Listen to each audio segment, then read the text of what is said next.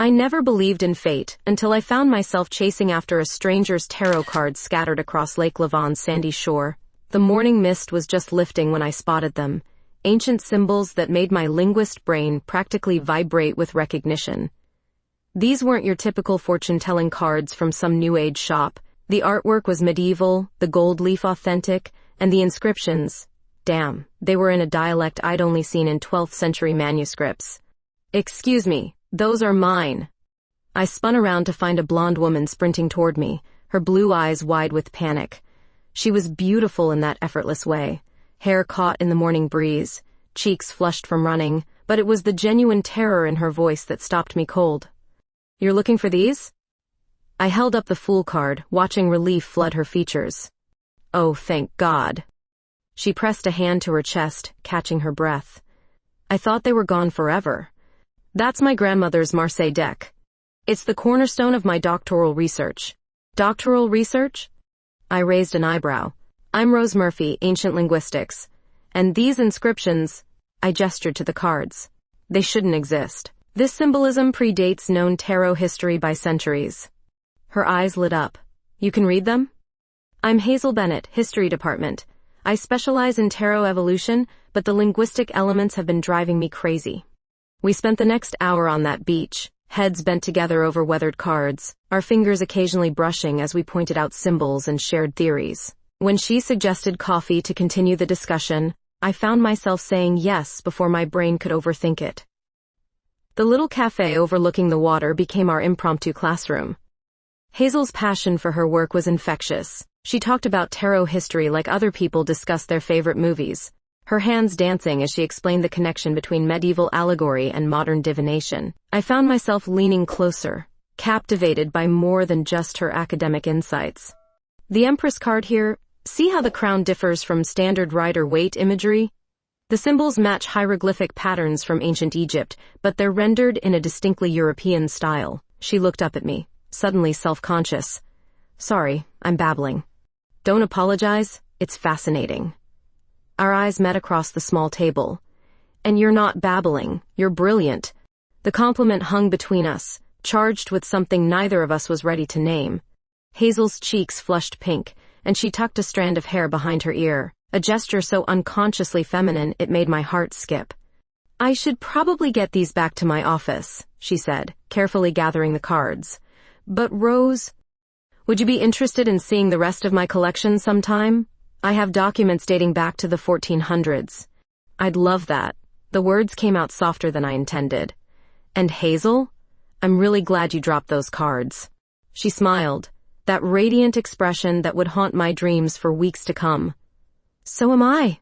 As I walked back to my car, Hazel's business card tucked safely in my pocket, I couldn't shake the feeling that finding those tarot cards had been more than coincidence. Whether it was fate, luck, or just the universe's twisted sense of humor, something had shifted on that beach. Something that felt suspiciously like the beginning of everything I'd been missing without knowing it. The ancient symbols on those cards had promised mystery and discovery.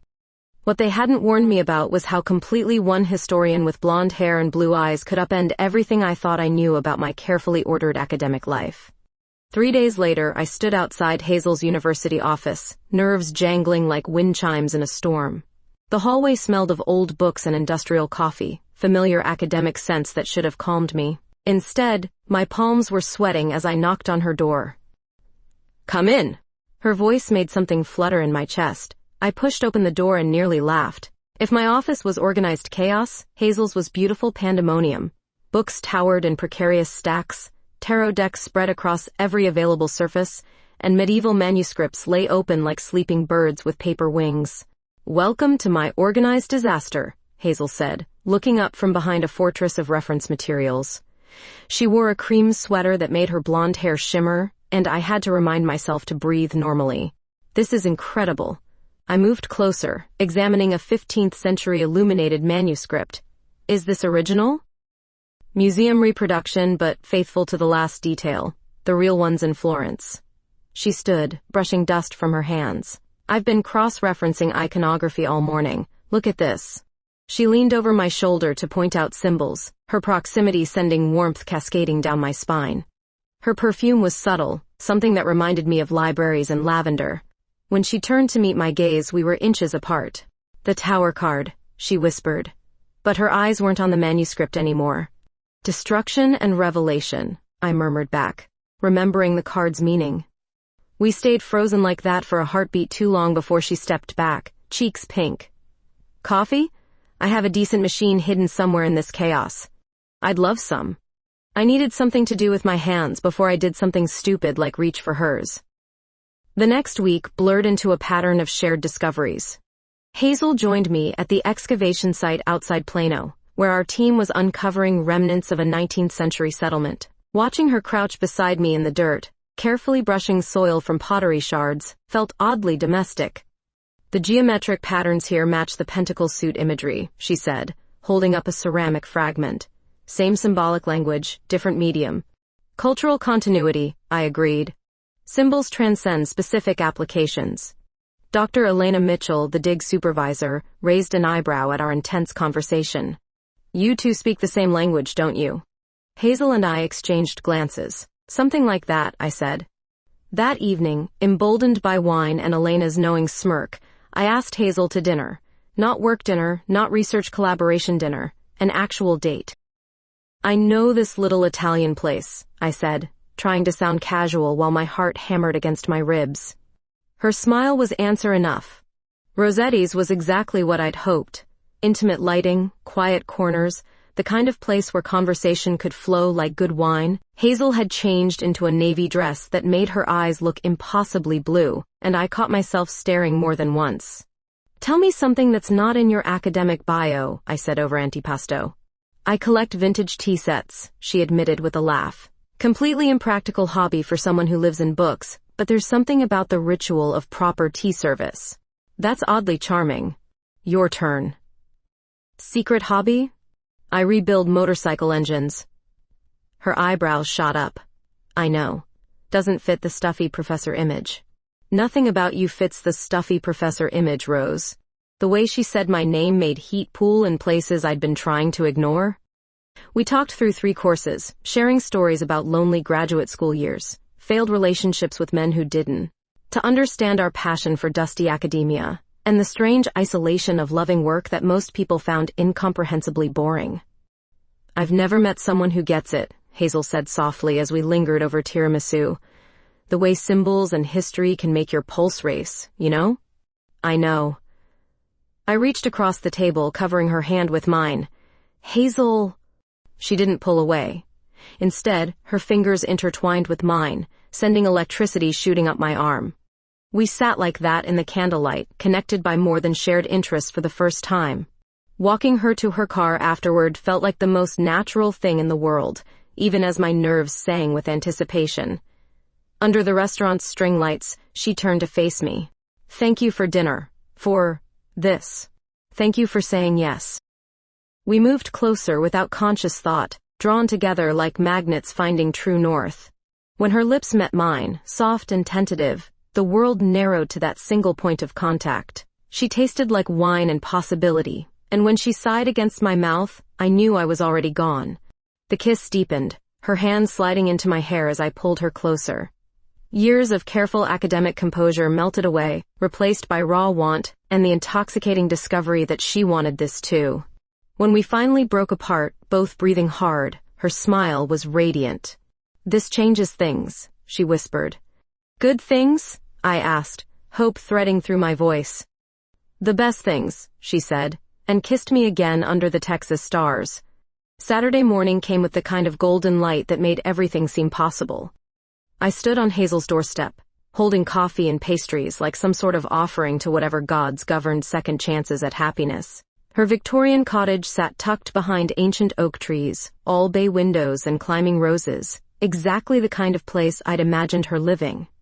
"You brought breakfast," she said, opening the door in pajama pants and an oversized university sweatshirt. Her hair was mussed, face bare of makeup, and she looked absolutely beautiful. "I wasn't sure what you liked." I held up the bag from the French bakery, so I got one of everything. Her laugh was music. "Come in before the neighbors start gossiping." The interior matched the exterior.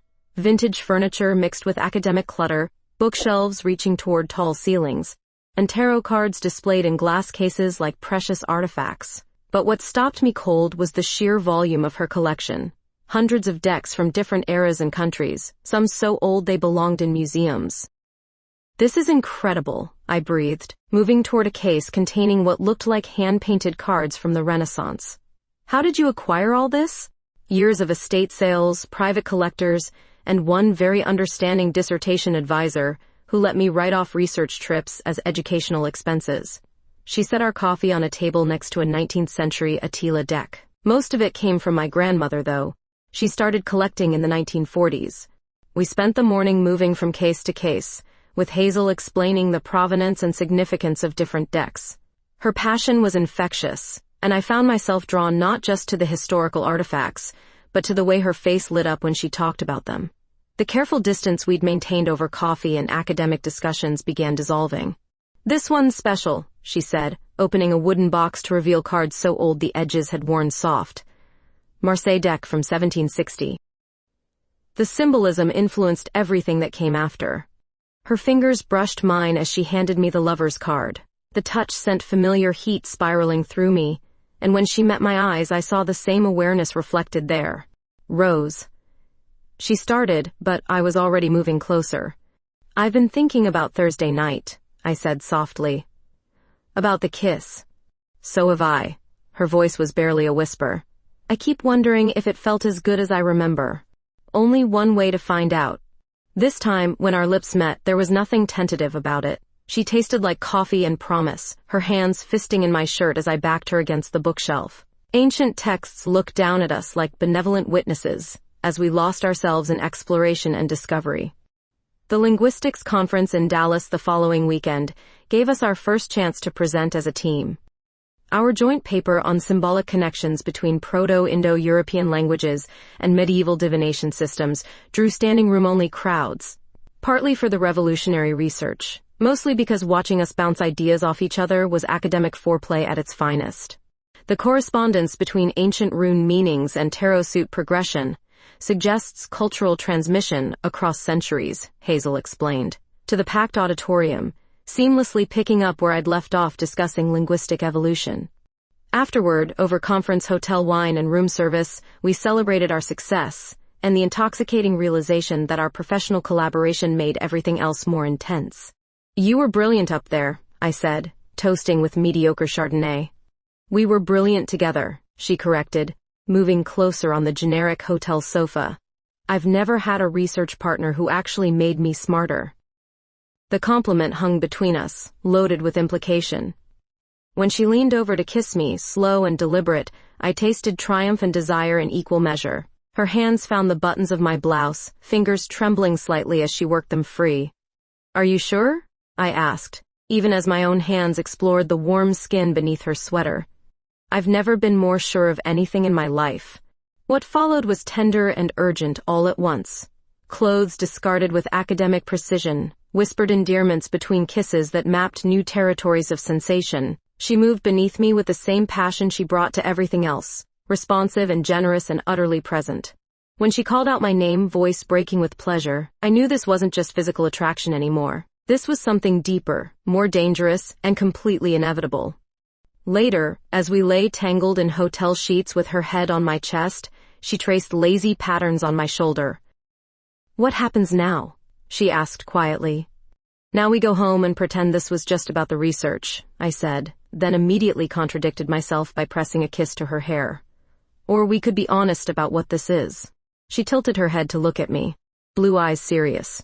"What is this, Rose?" "Something worth exploring," I said, surprised by my own certainty. "Something that feels like it could change everything." Her smile was radiant in the lamplight. "Good. Because I was hoping you'd say that." As she settled back against me, I stared at the ceiling and marveled at how quickly my carefully ordered life had transformed. A week ago, I was a single academic focused solely on ancient languages and career advancement. Now I was falling for a brilliant historian whose passion for medieval symbolism matched my own love of linguistic puzzles. The tarot cards had been right about one thing. Sometimes the most significant discoveries came when you least expected them. 2 months into what we'd started calling our collaborative partnership, both academic and personal. The email arrived that would change everything. Dr. Heinrich Müller from the Vienna Archaeological Institute had photographs of newly discovered tarot cards found in a monastery basement, and the inscriptions were unlike anything in recorded history. "Look at this," Hazel said, practically vibrating with excitement as she burst into my office Monday morning. Her hair was still damp from her morning shower, and she smelled like the jasmine soap I'd grown to associate with lazy Sunday mornings in her bed. The images on her laptop screen made my breath catch. These weren't just old cards, they were revolutionary. The symbolic language combined elements from multiple ancient cultures in ways that shouldn't have been possible given historical timelines. "This changes everything we know about cultural transmission," I breathed, leaning closer to examine the hieroglyphic-like symbols merged with medieval Christian imagery. "The alchemical connections are incredible," Hazel added, her excitement contagious. "See how the planetary symbols integrate with the traditional suit markers? This suggests the tarot wasn't just fortune-telling. It was encoding actual scientific knowledge." We spent the next 3 weeks buried in research, our collaboration reaching new levels of intensity. Days blended into nights as we worked side by side, translating ancient texts and cross-referencing symbolic databases. The breakthrough came at 2 a.m. on a Thursday, both of us running on coffee and pure academic adrenaline. "The temperance card?" I said suddenly, pieces clicking together in my overtired brain. "The angel isn't just mixing water and wine. Look at the positioning of the vessels. It's a chemical distillation process."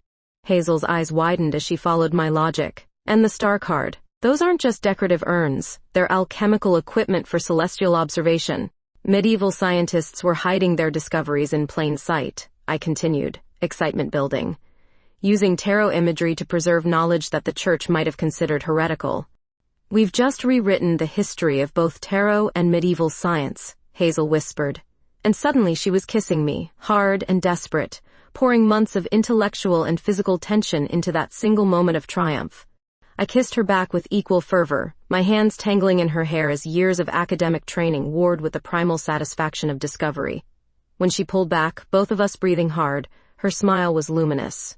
"We did it," she said softly. "We did." I touched her face gently, amazed at how naturally we'd evolved from professional colleagues to something infinitely more complex. "Hazel, I need to tell you something." "What?" Her fingers found mine, intertwining automatically. "This isn't just about the research anymore. Not for me."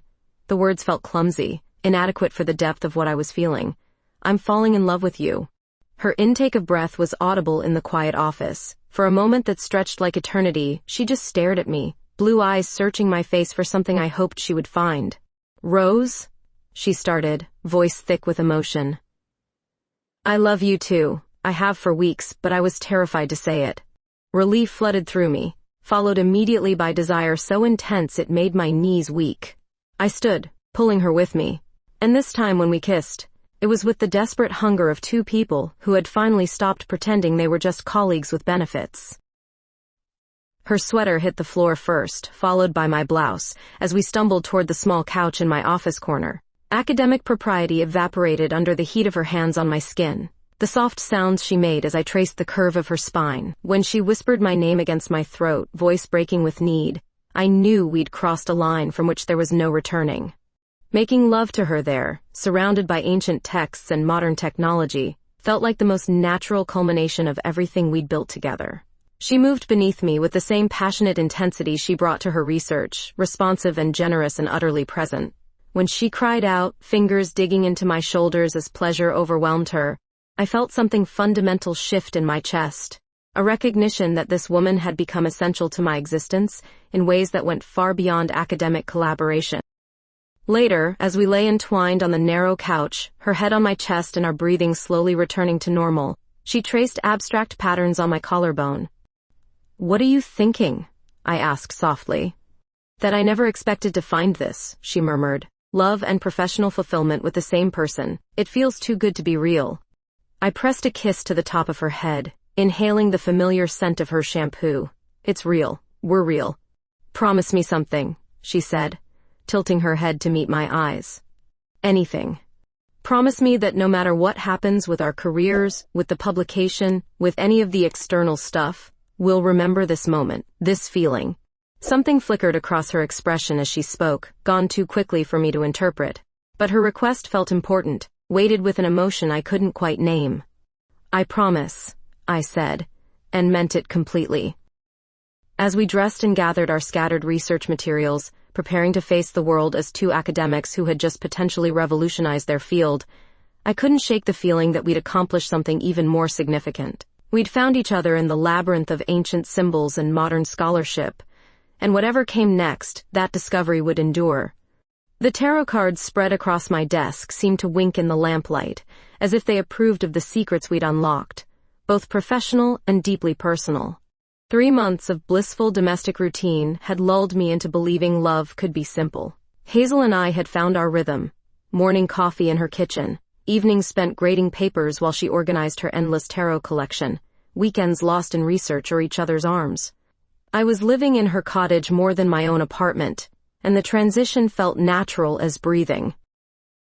Until I decided to surprise her by organizing her chaotic home office. "I'm going to tackle that disaster zone of yours," I announced Saturday morning, gesturing toward the room she laughingly called her paper graveyard. "You don't have to do that," she said quickly, something flickering across her face that I couldn't quite read. "I want to. Besides, if we're going to submit our research for publication, we need to be able to find our supporting documents." She hesitated, then kissed my forehead. "Just don't throw anything away without checking with me first. Some of those papers are irreplaceable." Her office was worse than I'd imagined. Boxes of research materials mixed with personal documents, bank statements buried under conference programs, and filing cabinets stuffed so full the drawers wouldn't close properly. I started with the desk, sorting through layers of accumulated paperwork. That's when I found it. The mutual life insurance policy was thick and official looking, impossible to miss once I'd cleared away the camouflaging clutter. $1.2 million. The sum made me blink twice before the real shock registered. Primary beneficiary, Victoria Ashworth. I stared at the name, my brain struggling to process what I was seeing. Victoria Ashworth. Not Rose Murphy. Not even Hazel's parents, who she'd told me died in a car accident when she was 20. Some complete stranger was set to receive over $1 million if something happened to the woman I loved. Find anything interesting? I spun around to find Hazel standing in the doorway, her face carefully neutral, but her eyes had gone arctic, and I knew she'd seen what I was holding. "Who is Victoria Ashworth?" I asked, surprised by how steady my voice sounded when my hands were literally shaking. "It's complicated." She stepped into the room, closing the door behind her like she was preparing for battle. "Complicated how? Because from where I'm standing, it looks like you've got $1 million life insurance policy with some random woman as the beneficiary instead of your girlfriend of 3 months. Rose, you don't understand the situation." "Then explain it to me." "I set the policy on the desk between us like evidence. Help me understand why you're worth more dead than alive to someone I've never heard of." Her jaw tightened. "It's a family matter. Victoria is... she's someone who needs financial security." "Family matter?" I laughed, but there was no humor in it. "You told me your parents were dead and you had no siblings. So who exactly is Victoria Ashworth, and why does she get to cash in if something happens to you?" "You're being paranoid." "Am I? Because right now I'm wondering what other secrets you've been keeping. What other important details about your life you've conveniently forgotten to mention." She crossed her arms defensively. "Not everything in my past is your business, Rose. We've been together 3 months, not 3 years." The dismissal hit like a physical blow. 3 months? Is that all this is to you?" "That's not what I meant." "Then what did you mean?" "Because from where I'm standing, it looks like you've been playing house with me while making sure someone else benefits if anything goes wrong. You're twisting this into something it's not." Her voice had gone cold, professional. The same tone she used with difficult students. "Am I? Then tell me who Victoria Ashworth is, right now. No more evasions, no more it's complicated. Just the truth." For a moment I thought she might actually answer. Something vulnerable flickered across her expression, and she looked like she wanted to reach for me. Then her face shuddered completely. "I don't owe you explanations about my financial decisions." "Financial decisions?" I stared at her, feeling the ground shift beneath my feet.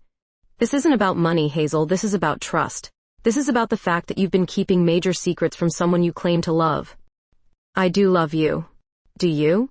Because right now it feels like I've been dating a stranger. She flinched as if I'd slapped her. Rose, please, can we table this discussion? I need time to figure out how to explain everything. Time to figure out how to explain? Or time to come up with a story that makes this seem reasonable? That's not fair. Neither is finding out that your girlfriend has been lying to you for months. The silence stretched between us, heavy with all the things we weren't saying. I wanted her to fight for us, to offer some explanation that would make this make sense. Instead, she stood there looking cornered and defensive. If you can't trust me enough to tell me the truth, I said finally, then maybe we don't have what I thought we had. Maybe we don't, she said quietly. The words hung in the air like a death sentence. I waited for her to take them back, to reach for me, to do something that would bridge the sudden chasm between us. Instead, she turned and walked out of the room. I heard the front door slam 5 minutes later, followed by the sound of her car starting. Then silence. I sank into her desk chair, still holding the insurance policy, and tried to understand how everything had gone so wrong so quickly. This morning I'd been planning to surprise the woman I loved with an organized office. Now I was sitting alone in her house, wondering if anything she'd told me about herself was actually true. The tarot cards scattered across her desk seemed to mock me with their ancient wisdom. The Tower card lay face up, its image of destruction and revelation suddenly feeling less like historical artifact and more like prophecy. 2 days of radio silence stretched into a week of wounded pride and sleepless nights. I threw myself into work, translating Byzantine texts with the kind of manic focus that came from trying to outrun heartbreak. But the ancient languages couldn't drown out the questions circling my brain like vultures. That's when Marcus Webb called. Dr. Murphy? This is Marcus Webb from Consolidated Insurance Investigations.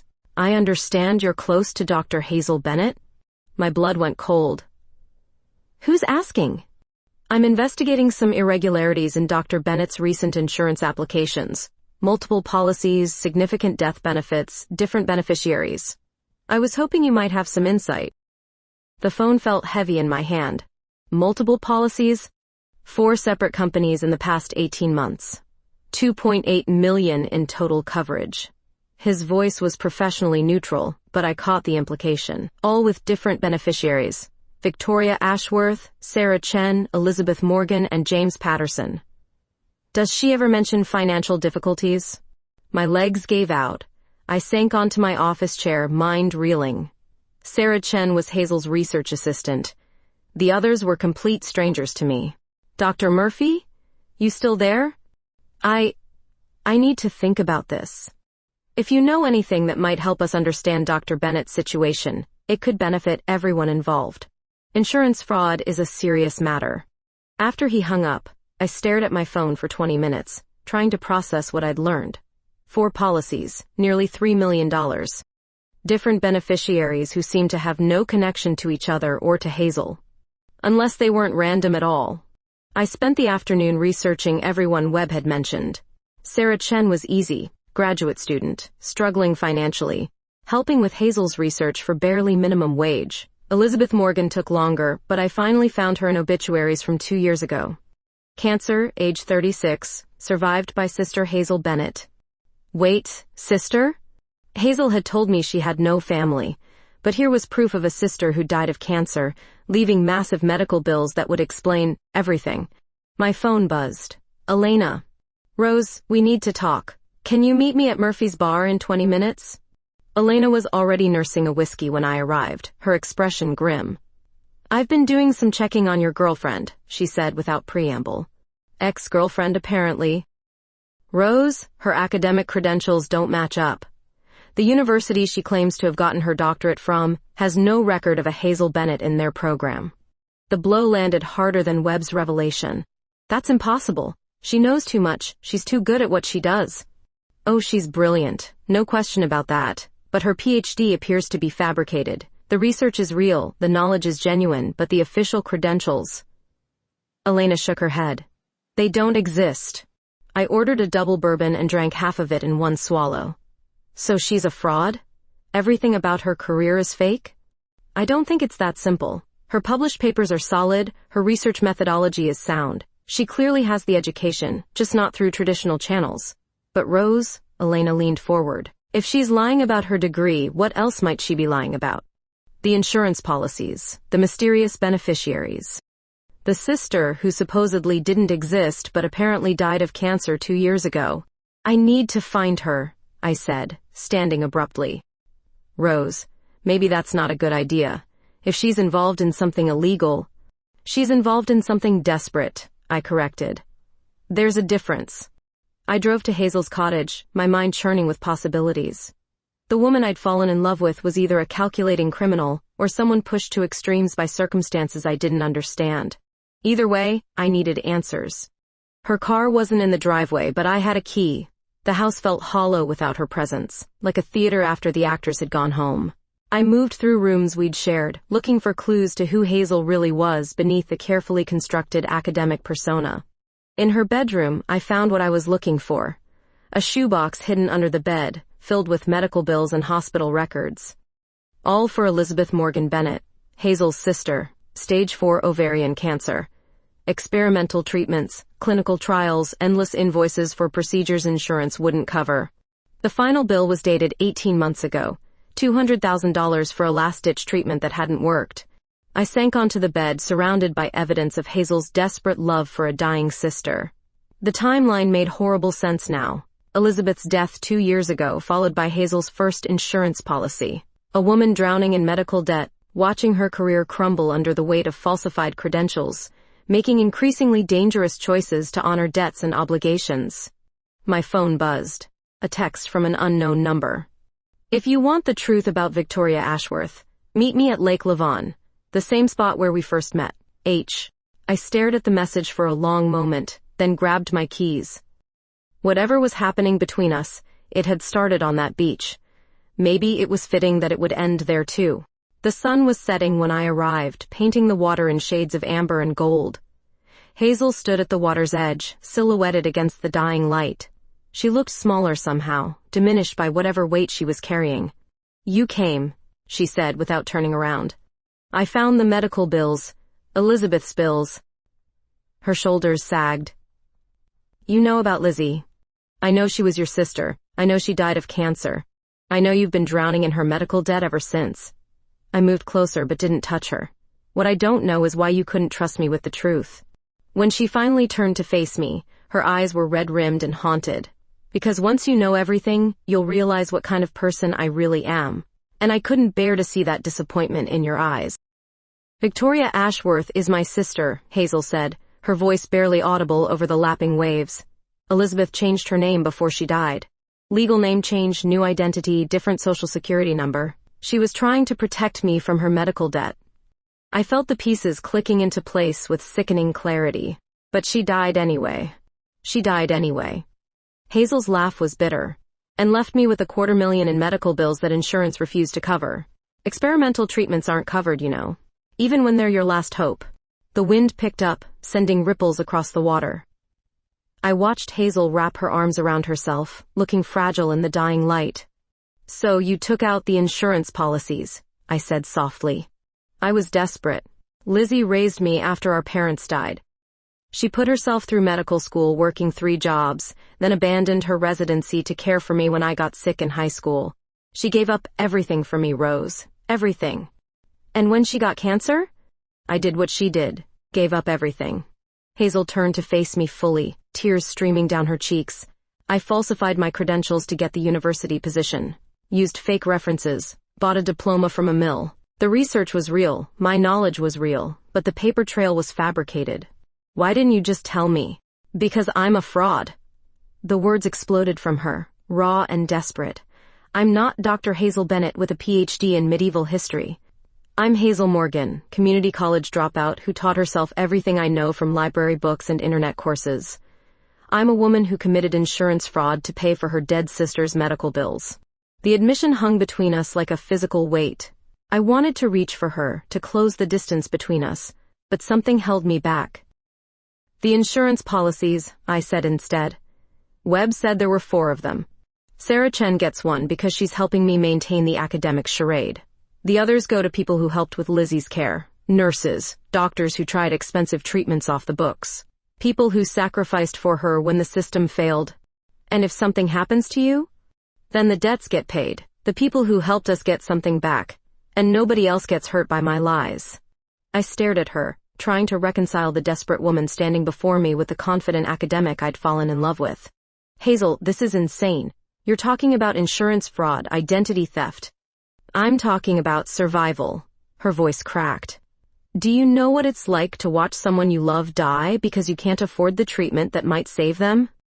To sit in hospital waiting rooms while doctors explain that experimental therapy costs more than most people make in a decade? So you decided to commit crimes? I decided to do whatever it took to honor the woman who saved my life. She wiped her eyes with the back of her hand. Lizzie never got to see me graduate, never got to be proud of what I accomplished, but she paid for it with her life, and I'm going to make sure her sacrifices meant something. The raw pain in her voice cut through my anger like a blade. I could see the scared girl beneath the fraudulent credentials, the desperate sister who'd watched her hero die slowly and expensively. You should have told me, I said quietly, right from the beginning. And what would you have done? Fallen in love with a community college dropout who was committing felonies to pay medical bills? Would Dr. Rose Murphy have been interested in a relationship with a woman whose entire academic career was built on lies? The question stung because I wasn't sure of the answer. Would I have been able to see past the deception to the brilliant, passionate woman underneath? I don't know, I admitted. But I would have tried to help. Help how? By reporting me to the authorities? By convincing me to turn myself in and spend the next 10 years in prison while Lizzie's doctors sue me for the remaining debt? By finding another way. There wasn't another way. She turned back to the water, shoulders rigid with defeat. I researched every option, Rose. Bankruptcy wouldn't have covered the medical debt. Loan programs were inadequate. Fundraising campaigns raised thousands when I needed hundreds of thousands. This was the only solution that worked. And now? Now I'm probably going to prison anyway. Webb's investigation is closing in, and it's only a matter of time before everything unravels. The university will discover my fake credentials, I'll lose my position, and you'll be well rid of the lying fraud you accidentally fell in love with. The self-loathing in her voice broke something inside me. Without thinking, I closed the distance between us, turning her to face me. Stop, I said firmly. Stop talking about yourself like that. It's the truth.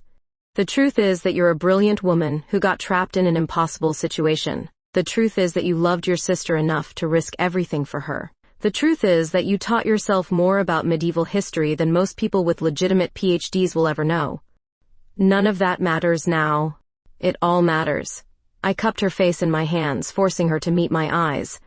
You made mistakes, Hazel. You lied to me, and that hurt more than I can express. But you didn't lie about who you are. Your passion, your intelligence, your dedication to the work, that's all real. Rose. I need time to process this, all of it. But I'm not walking away from you. Not when you're facing this alone. Relief flooded her features, followed quickly by fresh tears. You should walk away. You should run as far as possible from this mess. Maybe. But I'm not going to. I brushed a tear from her cheek. Whatever happens next, we're going to face it together. She collapsed against me then, sobbing with the force of someone who'd been holding back tsunami for months. I held her there on the beach where we'd first met, surrounded by the ghosts of the lies that had brought us together, and the truth that might tear us apart. The next 6 months tested every assumption I'd ever made about love, loyalty, and the price of survival. Hazel's confession had opened a door I couldn't close, revealing the desperate choices people make when the system fails them. But knowing the truth didn't make the consequences any easier to navigate. The legal proceedings began 2 weeks after our confrontation on the beach. Webb's investigation had gathered enough evidence to press charges, and Hazel's fabricated credentials came to light during the university's internal review. Watching her walk into that courthouse, shoulders straight despite the weight of impending judgment, broke something inside me I hadn't known was fragile. 2 years probation, 500 hours of community service, and full restitution to the insurance companies, the judge pronounced. The court recognizes the defendant's circumstances were extraordinary, but fraud remains fraud regardless of motivation. I squeezed Hazel's hand as she stood to receive her sentence. The relief on her face was palpable. She'd avoided prison, though everything else in her life had crumbled. I'm sorry, she whispered as we left the courthouse together. For all of it. For the lies, for dragging you into this mess, for destroying everything we built together. You didn't destroy anything, I said firmly. You protected it the only way you knew how. But rebuilding trust wasn't as simple as forgiveness. The woman I'd fallen in love with had been both real and fabricated, a brilliant scholar trapped in a web of necessary deceptions. Learning to love her without the academic credentials that had first attracted me required a fundamental shift in how I understood both her and myself. The university dismissed her quietly, allowing her to resign rather than face termination. She lost her office, her access to research materials, and the professional identity she'd carefully constructed. But she didn't lose everything. I want to meet Victoria, I said one evening as we sat in her cottage, surrounded by packing boxes and the detritus of a life in transition. Victoria's been dead for 2 years, Hazel said automatically. I want to meet your sister, the real one, the one who raised you and died for you and left you drowning in debt. Hazel's eyes filled with tears. Why? Because I need to understand who you were before all this. Before the fraud, before the desperation, before you became someone else to survive. The suburban cemetery was peaceful in the afternoon light. Elizabeth Morgan Bennett's grave was modest, a simple headstone with dates that revealed she'd died at 34, barely older than Hazel was now. The inscription read, "Beloved sister, devoted healer, taken too soon."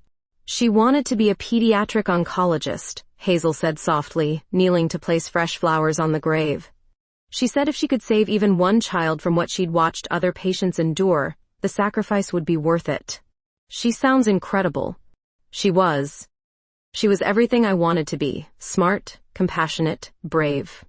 When she got sick, I thought I could save her the way she'd saved me. But cancer doesn't care how much you love someone. I knelt beside her, placing my hand over hers on the cool stone. She would be proud of you. She would be horrified by what I've done. She would understand why you did it. We sat in silence for a long time, the weight of loss and love settling around us like a familiar blanket. When Hazel finally spoke, her voice was barely a whisper. I've been so angry at her for leaving me. Angry at the system that let her die. Angry at myself for not being able to save her. The insurance policies, the fake credentials. It was all about anger. And now? Now I'm just tired. Tired of being angry, tired of running from the truth, tired of trying to be someone I'm not. She looked at me with those impossibly blue eyes that had first captured my attention. I want to be real with you, Rose. All of me, not just the parts that make sense. That's all I've ever wanted.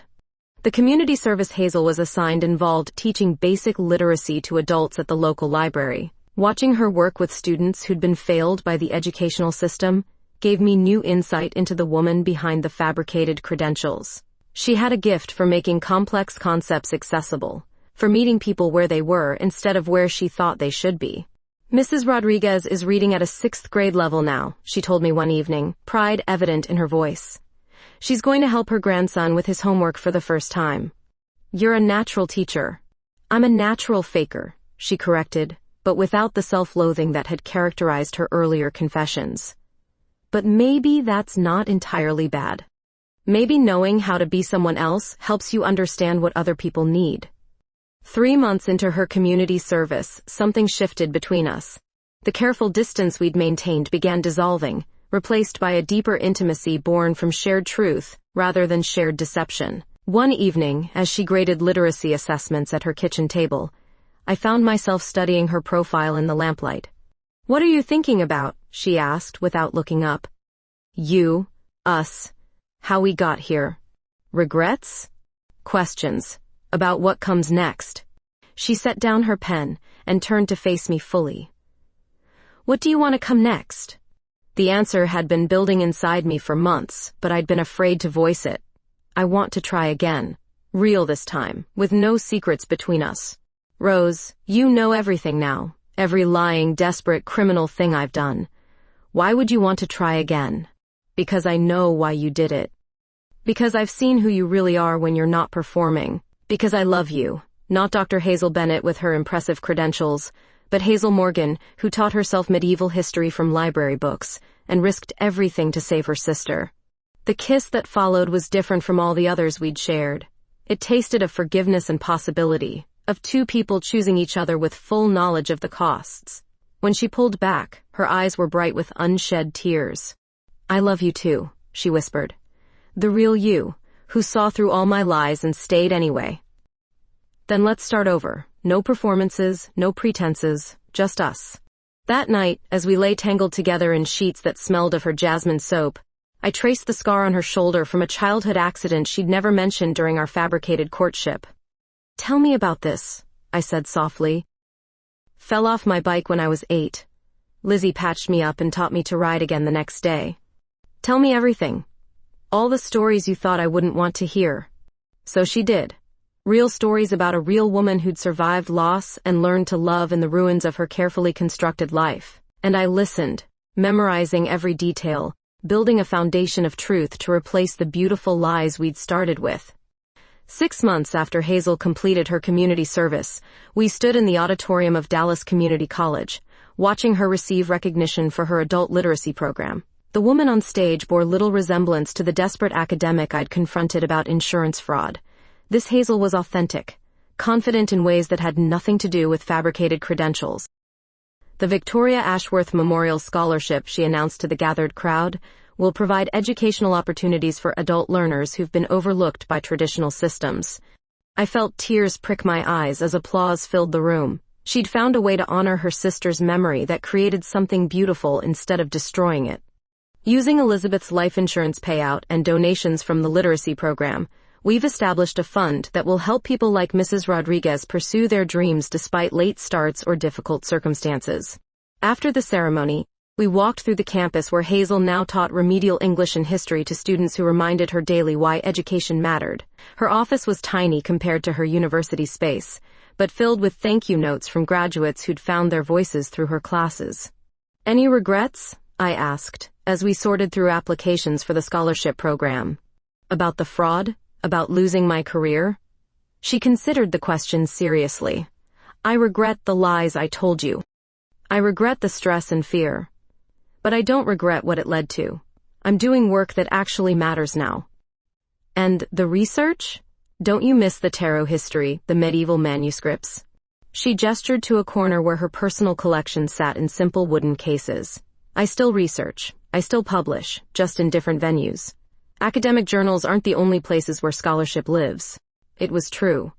Her article on symbolic literacy in disadvantaged populations had been picked up by education magazines nationwide.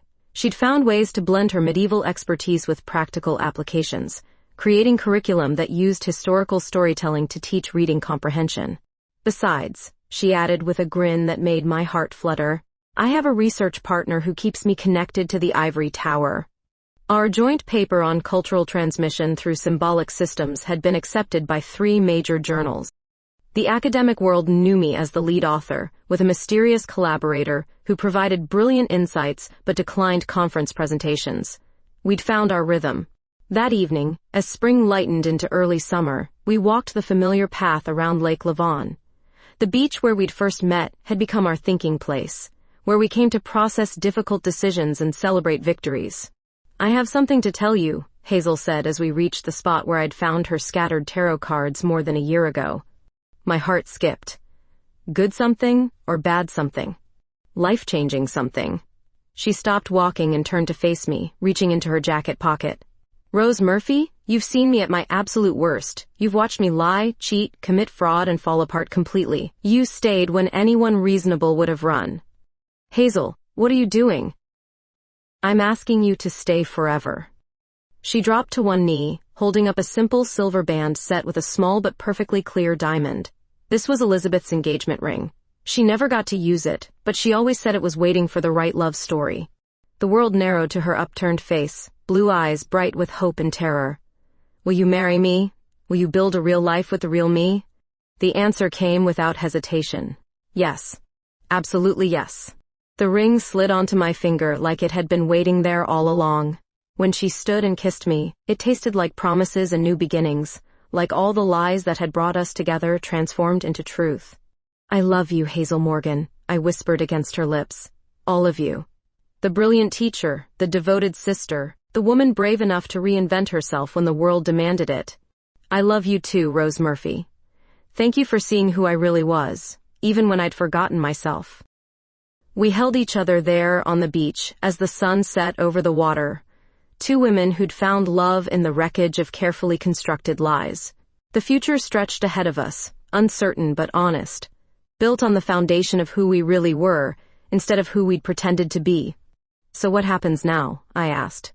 Now we go home and plan a wedding. Now we keep teaching and learning and building something real together. Now we honor the people who loved us enough to let us become ourselves. As we walked back to the car, hands entwined, I thought about the tarot reading Hazel had given me months ago. The cards had promised change, revelation, and new love built from the ashes of old assumptions. They'd been right about everything except the timeline. Some transformations couldn't be rushed. One more thing, Hazel said as we reached the parking lot. I want to hyphenate our names when we get married. Rose and Hazel Murphy Morgan. What do you think? I think it sounds perfect. Like we're writing a new story that honors all the chapters that came before. Even the messy chapters? Especially the messy chapters. Those are the ones that made us who we are.